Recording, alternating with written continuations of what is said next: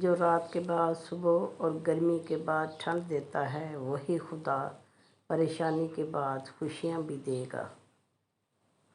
چلتے چلتے دیوار سامنے آ جائے تو لازمی نہیں کہ وہ راستے کی دیوار ہی ہو۔ ممکن ہے آپ نے غلط راستہ چنا ہو اور اصل میں وہ حفاظتی دیوار ہو۔ زندگی آسان نہیں ہے، زندگی کو آسان بنانا پڑتا ہے، کچھ باتیں بھول کر اور کچھ کو برداشت کر کے۔ اخلاق کے پیچھے کردار کا ہونا لازمی ہے۔ منہ کی مٹھاس اور چہرے کی مسکراہٹ کو ہرگز اخلاق نہیں بلکہ فن کہتے ہیں۔ تنہا ہو جانا نظر انداز ہونے سے بہتر ہے۔ جب آپ کسی کے راستے میں روشنی کرتے ہیں تو آپ کا اپنا راستہ بھی روشن ہو جاتا ہے۔ سکون انسان کا کمال نہیں بلکہ رب کی عطا ہے۔ زمین کے اوپر کوئی بھی عمل کرنے سے پہلے کچھ لمحے کے لیے صرف ایک بار سوچیں کہ ہمارا یہ عمل زمین کے نیچے ہمارے لیے کس نتیجے کا باعث ہوگا۔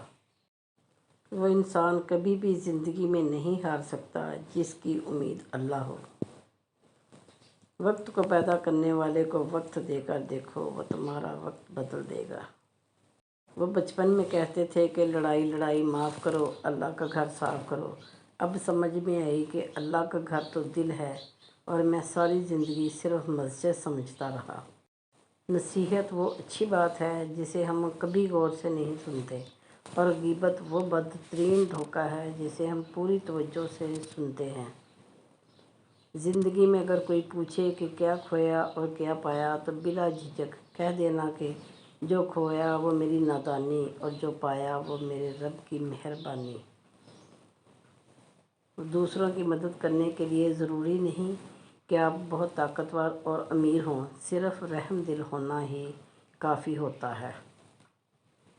اپنی سوچ کو بدلو، آپ کی دنیا بدل جائے گی۔ اکثر لوگ پوچھتے ہیں کہ کھانا کھایا، مگر لوگ کیوں یہ نہیں پوچھتے کہ نماز پڑھی ہے کیا؟ رشتوں کی اہمیت کبھی منا لیا کبھی مان گئے۔ زندگی میں یہ بات ہے جو رشتوں کو جوڑے رکھتی ہے۔ ضد اور انا اچھی نہیں ہوتی، رشتوں سے چاہت ختم کر دیتی ہے۔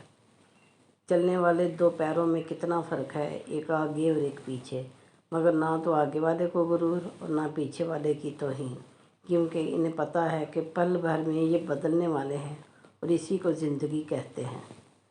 طنز اور بحث سے رشتے کمزور ہو جاتے ہیں، لہٰذا اپنوں سے کبھی بھی ایسی لڑائی نہ لڑنا کہ لڑائی تو جیت جاؤ مگر اپنوں کو ہار جاؤ۔